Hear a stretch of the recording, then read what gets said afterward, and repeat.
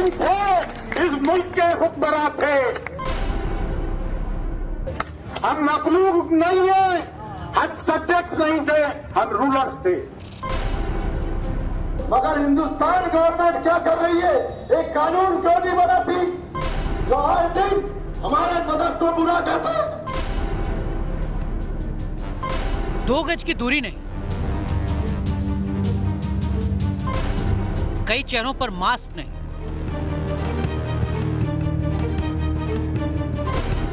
Covid protocol की धज्जियां उड़ी, खामोश खड़ी रही पुलिस। हम हाकिम थे, इस मुल्क के हुक्मरां थे। और मजहबी उन्माद की जहर भुजी तकरीरें। हम सब्जेक्ट नहीं थे, हम रूलर्स थे। तस्वीरें अजमेर की प्रसिद्ध ख्वाजा मोइनुद्दीन चिश्ती की दरगाह के गेट की हैं। 16 तारीख यानी जुमे की नमाज अदा ही की गई थी कि अचानक एक चेहरा भीड़ के बीच खड़ा हुआ और कट्टरपंथी तकरीरों का दौर शुरू हुआ। किस तरह अजमेर में कोविड गाइडलाइंस को तार-तार किया गया, कैसे पूरा सिस्टम इस उन्मादी करतूत के सामने सरेंडर करता नजर आया और क्या-क्या निकला इस धमकाने वाले खादिम की जुबान से, ये भी आपको बताएंगे। जब मिल्लत इस्लामिया, लेकिन पहले जरा इस किरदार को जान और पहचान लीजिए। नाम है सैयद सरवर चिश्ती, पहचान है दरगाह के खादिमों के नेता। पहचान समझ ली, अब सुनिए वो जहर बुझे बोल जो खादिम सैयद सरवर चिश्ती की जुबान से निकले।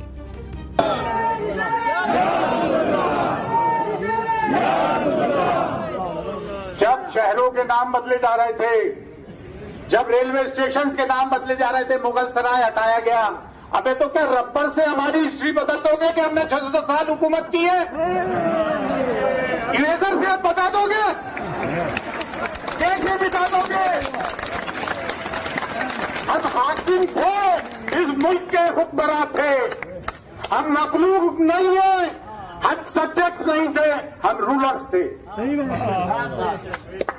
हमको सिर्फ सिक्योरिटी तक महदूद मत कर दो, हमारे में ये अरमान पैदा मत कर दो कि फिर से हमें हुकूमत करनी है। सुना कैसे सैयद सरवर चिश्ती कह रहा है, तीनों मिल्लत मुसलमानों ने हिंदुस्तान पर 600 साल हुकूमत की। मुसलमान प्रजा नहीं बल्कि हिंदुस्तान के हुक्मरान थे। और ये बार बार धमकी भरे लहजे में कहता है कि जरूरत पड़ी तो मुसलमान फिर हुकूमत करेंगे। जब जब खादिम सैयद सरवर चिश्ती की जुबान से मुसलमानों की हुकूमत की बाबत कोई बात निकलती तो सामने खड़ी भीड़ चिल्लाती, हुंकार भरती। अबे तो क्या रबर से हमारी हिस्ट्री बदल दोगे कि हमने 600 साल हुकूमत की है? इरेजर से आप बता दोगे, कैसे बिता दोगे? सैयद सरवर चिश्ती के इस बयान से कई सवाल उठे, जिसमें पहला सवाल ये कि मुसलमानों की हुकूमत की याद दिलाकर क्या साबित करना चाहते हैं, क्या कहना चाहते हैं? जब पूरा देश एक साथ मिलकर कोरोना से दो हाथ करना चाहता है तो फिर खादिम सैयद सरवर चिश्ती समाज को बांटने वाली बात क्यों कहते हैं?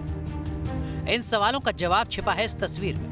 कुछ दिन पहले धर्मगुरु स्वामी नरसिंहानंद ने समुदाय विशेष को लेकर आपत्तिजनक टिप्पणी की थी, जिसके चलते स्वामी नरसिंहानंद पर FIR भी दर्ज हुई थी। इसी बेअदबी का जवाब सैयद सरवर चिश्ती देने का दम भर रहे थे। अजमेर के इस मंच से धमकी भरी जुबान होती तीनों मिल्लत। पहली बार आपत्तिजनक बयान का जवाब आपत्तिजनक बयान नहीं माना जा सकता। मिल्लत इस्लामिया। और अगर ऐसा करना भी था तो खुद को समाज का नुमाइंदा होने का दम भरने वाले सरवर चिश्ती ने अपने ही समाज के लोगों को खतरे में क्यों डाला? लोगों को खतरे में डालने जैसे शब्द क्यों इस्तेमाल किए गए? उसकी वजह है ये तस्वीर। ख्वाजा मोइनुद्दीन चिश्ती की दरगाह के बाहर तकरीरें सुनने आई इस भीड़ में कहीं आपको सोशल डिस्टेंसिंग नजर नहीं आएगी। 2 गज की दूरी तो दूर की कौड़ी, यहाँ तो लोग एक दूसरे से सटकर खड़े हैं। इतना ही नहीं, खुद सैयद सरवर चिश्ती और उनके साथ खड़े कुछ लोगों ने मास्क तक नहीं लगा रखा है। अजमेर से आए इस वीडियो में आपको कुछ पुलिस वाले भी नजर आएंगे जिन्होंने बैरिकेड तो लगा रखा है, लेकिन ये बैरिकेड नुमाइश भर लगता है, क्योंकि जिसका मन किया वो भीड़ में शामिल हुए जा रहा है और मौके पर मौजूद मुट्ठी भर पुलिस वाले मानो कोरोना गाइडलाइंस के उल्लंघन का तमाशा देख रहे हैं। आखिर क्यों पुलिस ने भीड़ को जमा होने से नहीं रोका? आखिर क्यों कोरोना गाइडलाइंस का सख्ती से पालन नहीं कराया गया? जब मिल्लत इस्लामिया के साथ अजमेर में यूं सरेराम सरेआम उन्मादी भड़काऊ भाषण और कोरोना गाइडलाइंस का खुल्लम खुल्ला उल्लंघन मसला संगीन था, तो इस घटना पर पॉलिटिकल वार पलटवार भी शुरू हुआ। अपनी जिम्मेदारी निभाते हुए न्यूज नेशन ने गहलोत सरकार से डायरेक्ट सवाल किया, गाइडलाइंस के उल्लंघन को लेकर क्या कार्रवाई की गई? अजमेर में जुमे की नमाज के बाद हजारों लोग इकट्ठा होते हैं, प्रदर्शन करते हैं, ना कोई सोशल डिस्टेंसिंग होती है, ना चेहरे पर मास्क होता है। यही नहीं, जिम्मेदार भी लोग वहाँ मौजूद होते हैं, मगर वो भी सिर्फ तमाशबीन बनकर सोशल डिस्टेंसिंग की उड़ती हुई धज्जियाँ देखते हैं। इसको लेकर जब हमने जिम्मेदार लोगों से बात की तो अधिकतर जिम्मेदार लोग पल्ला झाड़ते हुए नजर आए, चाहे वो पुलिस हो चाहे वो नेता। इस पूरे मामले को लेकर कुछ भी कहने से बचते हुए नजर आए। स्वामी नरसिंहानंद के बयान पर अपनी बात कहने का हक है। खुद संविधान अभिव्यक्ति की इस आजादी की इजाजत देता है, लेकिन समाज को तोड़ने वाली धमकियां देना और कोरोना काल में लोगों को एक जगह जमा कर उनकी जान से खिलवाड़ करना, इसका सिर्फ और सिर्फ एक मायने समझ में आता है, कुछ किरदारों के लिए मजहबी उन्माद इंसानी जिंदगी से ज्यादा। जब मिल्लत इस्लामिया के साथ जुल्म सितम हो रहा था, पहले स्पेशल में आपने देखा कि ख्वाजा मोइनुद्दीन चिश्ती की दरगाह पर जो सभी धर्मों के लिए होती है, वो भी कोरोना काल में किस तरह से जहर भिगोए तीर जो हैं वहां जुबान से छोड़े जा रहे थे, वहां पर भाईजान को भड़काया जा रहा था। और सवाल यह कि ये कोविड का वक्त है, जब आदमी एक एक बूंद सांस के लिए तरस रहा है, ऑक्सीजन के लिए तरस रहा है, अस्पताल में बेड के लिए तरस रहा है, जब जात पात पार्टी अमीरी गरीब सबसे ऊपर उठकर इंसानियत की बात हो रही है, एक दूसरे की जान बचाने की बात हो रही है, तब आप क्या कर रहे हैं खादिम साहब? तब आप धर्म के नाम पर जहर बो रहे हैं। कितनी बार तो कहा जाएगा कि अगर आज धर्म के नाम पर राजनीति नहीं होती तो शायद आज हर हिंदुस्तानी अस्पताल में बेहाल होती, स्वास्थ्य सेवाओं के लिए यूं सड़क पर तड़पने को मजबूर ना होता। अब भी जाग जाइए, आप जैसे धर्मगुरुओं के खादिमों के भड़कावे में आम आदमी नहीं आने वाला है। बहरहाल, अगर आपको लगता है कि धर्म के नाम पर ही भड़कावा हो रहा था या जहालियत हो रही थी, तो देश की राजधानी दिल्ली में जब 25,000 से ज्यादा केसेस आ रहे थे तो क्या हुआ? अरविंद केजरीवाल ने लॉकडाउन का ऐलान किया, आर्थिक संकट झेलने के लिए दिल्ली सरकार तैयार हुई, लेकिन बावजूद इसके पियक्कड़ लोग जो हैं उन्होंने जहालियत का परिचय दिया। जी हां, शराबियों को लगा कि इतने दिन का लॉकडाउन है, शराब के बिना कैसे काटेंगे, भले ही जान रहे ना रहे। और नतीजा यह हुआ कि गोल मार्केट चले जाइए या फिर आप ईस्ट दिल्ली चले जाइए या किसी गली मोहल्ले के शराब के ठेके पर चले जाइए, हर जगह कोविड नियमों की धज्जियां उड़ाते हुए आपको ये तमाम लोग अपनी जान की परवाह किए बगैर एक बोतल शराब के लिए लाइन में लगे हुए दिखेंगे।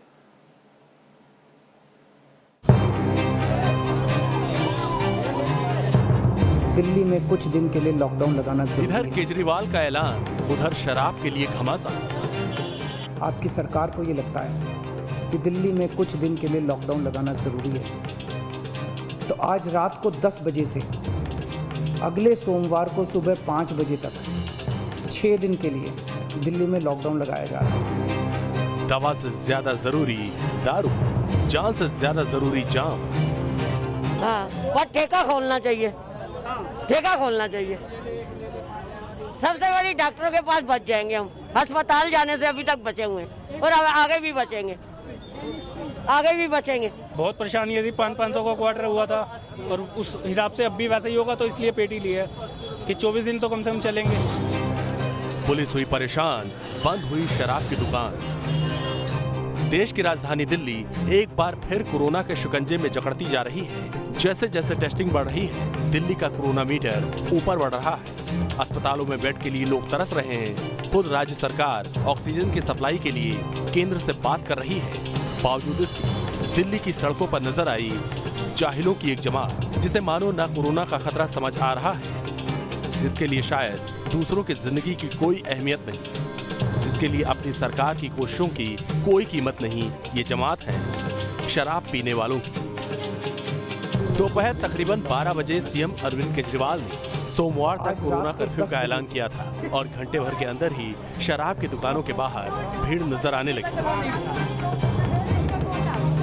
दिल्ली के पांडव नगर, जनकपुरी, गोल मार्केट जैसे इलाकों में शराब की दुकानों के बाहर लंबी लंबी कतारें लगनी शुरू हो गई। कर्फ्यू का ऐलान था, लेकिन दाल चावल दवा खरीदने के बजाय दिल्ली के कुछ लोगों को शराब खरीदने की जल्दी थी। कोई बोतल लेकर जा रहा था तो कुछ ऐसे भी थे जिनके हाथों में शराब की पेटियां नजर आ रही थी। शराब की दुकानों के बाहर खड़े ये लोग मानो शराब हासिल करने के लिए आउट ऑफ कंट्रोल हो चुके थे। सोशल डिस्टेंसिंग को तार तार कर दिया गया। लोग एक दूसरे के ऊपर चढ़े जा रहे थे। जहां से जगह मिले वहीं से दुकान के काउंटर तक पहुंचने की कवायद जारी थी। मकसद सिर्फ एक था, कैसे भी शराब मिल जाए। हैरान करने वाली बात ये कि कोरोना काल में दवा से ज्यादा दारू को तरजीह देने वाले इन लोगों से जब बात की गई तो अजीबोगरीब दलीलें सामने आई। किसी ने शराब को सेहतमंद करार दे दिया तो किसी ने शराब कर्फ्यू में सबसे जरूरी चीज बताया। हम तो कहेंगे लॉकडाउन में दुकानें खाने पीने खुली है, भी खुली रहे, पीने की चीजें। लॉकडाउन की वजह से आपको लगता है ये ज्यादा जरूरी है? जो पीता है उसके लिए जरूरी है, जो नहीं पीता उसके लिए जरूरी नहीं है। इसलिए लेने आया कि ये अल्को इसमें इंजेक्शन फायदा नहीं करेगा, ये अल्को फायदा करेगी। हाँ, ये जितनी दारू बिकती है उतने बंदे सही रहेंगे जो शराबी है। दिल्ली में लॉकडाउन लग गया है तो शराबियों को फर्क पड़ेगा। ये दवाई से हमारे को कोई असर नहीं होगा, हमारे को पैक से असर होएगा। मेरे को 35 साल हो गया पीते हुए, मैंने आज तक कोई डोज नहीं ली दूसरी। ये लेती हैं एक पैक रोज का, उसमें हमारी डोज चल रही है। पांडव नगर में तो अगर पुलिस मौके पर न पहुंचती तो शायद शराब के लिए लोग मारामारी कर बैठते। पुलिस का डंडा देख लोगों ने लाइन में खड़ा होना शुरू कर दिया, लेकिन इधर पुलिस वाले की नजर हटती, उधर शराब खरीदने वाले फिर एक दूसरे से सड़ते हुए बोतल को खरीदने बढ़ते। दिल्ली में शराब के लिए दीवानगी इतनी बढ़ी कि मजबूरन पुलिस को कुछ इलाकों में शराब की दुकानें बंद कराने के लिए कहना पड़ा। अगर आप दिल्ली में रहते हैं तो देखिए और सोचिए, जिस कोरोना से जान बचाने के लिए कर्फ्यू लगाना पड़ा, जिस कोरोना से निपटने के लिए युद्ध स्तर पर बेड और ऑक्सीजन का इंतजाम किया जा रहा है, वहां शराब के लिए ही कोरोना के एहतियात के साथ खिलवाड़ किया जा रहा है। Deep news nation. हमारे डॉक्टर्स, हमारी नर्सेज जो हैं वो बीमार पड़ रहे हैं, उनके ऊपर इतना अतिरिक्त बोझ है, अस्पताल की सेवाएं चरमरा रही हैं, ऑक्सीजन नहीं है, दवाई नहीं है, आर्थिक संकट झेलने के लिए हम मजबूर हैं। और जरा सोच कर देखिए, कहीं धर्म के नाम पर लोग जो हैं हुजूम इकट्ठा कर रहे हैं, कोरोना गाइडलाइंस की धज्जियां उड़ा रहे हैं, तो कोई शराब को खाने से जोड़ रहा है कि जितने पेट भरने के लिए पानी जरूरी है, रोटी जरूरी है, वैसे ही शराब भी जरूरी है। अब इस जाहिलपने को आप क्या कहेंगे? उन लोगों के लिए मैं कहूंगी कि अगली रिपोर्ट देखें, जिसमें किस तरह से हमारा स्वास्थ्य सिस्टम चरमरा रहा है, सांसें सिसक रही हैं ऑक्सीजन की आस में, किस तरह से दवाइयां नहीं मिल रही हैं। और हम आपको तस्वीर दिखाएंगे जयपुर के, राजस्थान के एक बड़े अस्पताल की।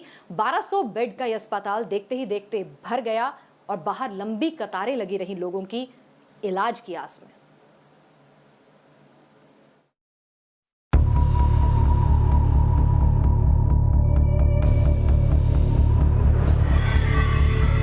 कोरोना काल, अस्पतालों का बुरा हाल।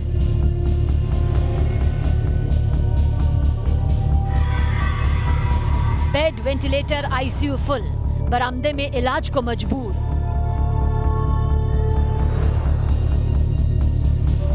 एक, दो, तीन, चार, 5, जहां तक नजर जाएगी सिर्फ कोरोना संक्रमित मरीजों के बेड ही नजर आएंगे। जिस अस्पताल के बरामदे में कभी मरीज के तीमारदार अपनों की देखभाल के लिए बैठे नजर आते थे, अब उसी अस्पताल के बरामदे में कोरोना मरीजों का इलाज हो रहा है। अस्पताल के बरामदे में कोविड मरीजों की ये तस्वीरें राजस्थान में कोरोना के कहर की तस्वीर बयां कर रही हैं।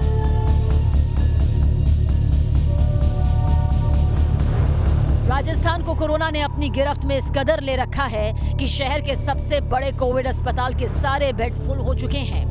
मरीज बेड के लिए भटक रहे हैं, दर्द से तड़प रहे हैं। हालात ऐसे हो गए हैं कि मरीजों का बरामदे में ही इलाज करना पड़ रहा है।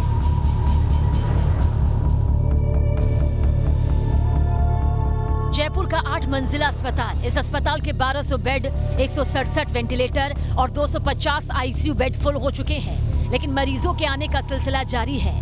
हालात बेकाबू होते देख अस्पताल प्रशासन ने 5वीं मंजिल से लेकर 8वीं मंजिल तक बरामदे में ही मरीजों के लिए बेड्स लगवा दिए। राजस्थान में कोरोना का कहर लगातार बढ़ता जा रहा है। रविवार को रिकॉर्ड तोड़ 10,514 मामले कोरोना संक्रमण के सामने आए और 42 लोगों की मौत हुई। आलम यह है कि 4 शहर राजस्थान में ऐसे हो गए जहां कोरोना पॉजिटिव आंकड़ा 1000 के पार निकल गया। जयपुर, जोधपुर, उदयपुर और कोटा में हालात बेहद ख़राब हैं। अगर ये तस्वीरें देखने को मिलेंगी, आप देखिए ये अजमेरी गेट की तस्वीर है। यहाँ पुलिस ने बैरिकेड लगाया हुआ है, लेकिन जिस तरह वाहनों की आवाजाही हो रही है, एक एक से पूछना भी बहुत मुश्किल हो रहा है कि आखिर वो कहाँ जा रहे हैं, क्यों जा रहे हैं। ये हालात तब है जब राजस्थान में लगातार मौतें बढ़ रही हैं, चिकित्सा विभाग के तमाम संसाधन कम पड़ रहे हैं। अगर ऐसे हालातों में ये तस्वीर रहेगी तो भला हम कैसे कोरोना की जंग को जीत पाएंगे। पुलिस की कोशिश ज़रूर है कि लोग जो निकल रहे हैं वही लोग निकले जिनको ज़रूरी है। Corona out of control, case 10,000 के पार। राजस्थान में कोरोना से हालात बद से बदतर होते जा रहे हैं। हर दिन रिकॉर्ड तोड़ केस आते हैं। पॉजिटिविटी रेट 16 के करीब पहुंच चुका है। पिछले 5 दिन की बात करें तो राजस्थान में कोरोना के करीब 50,000 केस सामने आए। 14 अप्रैल को 6,200 मामले सामने आए। पॉजिटिविटी रेट 15.54 रहा। 15 अप्रैल को 6,658 मामले सामने आए। पॉजिटिविटी रेट 15.35% रहा। 16 अप्रैल को 7,359 केस सामने आए। पॉजिटिविटी रेट 12.08 रहा। 17 अप्रैल को 9,046 मामले सामने आए। पॉजिटिविटी रेट 13.59 रहा। वहीं 18 अप्रैल को रिकॉर्ड तोड़ मामले दर्ज किए गए 10,262। वहीं पॉजिटिविटी रेट 15.82% तक रहा। केस दिन ब दिन बढ़ रहे हैं। पॉजिटिविटी रेट में काफी उछाल है। राजस्थान के कई शहर ऐसे हैं जहां कोरोना तेजी से पांव पसार रहा है। कुछ शहरों में तो कोरोना केस 2,000 के करीब हैं। जयपुर का जिक्र करें तो पिछले 24 घंटे में 1963 मामले सामने आए। 4 लोगों को जान गंवानी पड़ी। जोधपुर में 1695 कोरोना पॉजिटिव मरीज पाए गए, वहीं 7 मरीजों की जान चली गई। उदयपुर में पिछले 24 घंटे में 1001 कोरोना मामले रिकॉर्ड किए गए और 4 लोगों ने दम तोड़ दिया। वहीं कोटा में 1116 केस सामने आए और 1 मरीज को कोरोना की वजह से दम तोड़ना पड़ा। वहीं बीकानेर का जिक्र करें तो 330 कोरोना पॉजिटिव मामले पिछले 24 घंटे में आए, जहां पर 3 मरीजों ने दम तोड़ा। आंकड़े डराने वाले हैं। शहर शहर कोरोना का कोहराम मचा है। हालात इतने बुरे कि बेड के लिए लोग ठोकरे खा रहे हैं। बेड मिल भी जाए तो मरीज इलाज के लिए तरस रहा है, लेकिन लोग अभी भी सावधानी बरतने से कोताही कर रहे हैं। कहने को तो राजस्थान में 3 मई तक अनुशासन कर्फ्यू लगा दिया गया, लेकिन तस्वीरें उसके उलट है। लोग अभी सड़कों पर बेवजह और बेहिसाब घूम रहे हैं, वो भी बिना मास्क।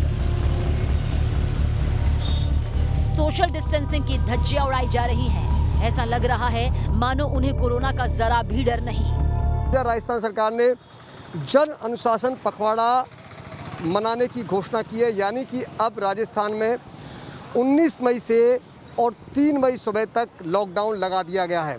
लिहाजा पुलिस को सख्ती बरतनी पड़ रही है, क्योंकि लोग अब भी जिस तरह बाहर आ रहे हैं उससे नहीं लगता कि वो जन अनुशासन पखवाड़ा शिद्दत से मना रहे हैं। तब है जब राजस्थान में लगातार मौतें बढ़ रही हैं, चिकित्सा विभाग के तमाम संसाधन कम पड़ रहे हैं।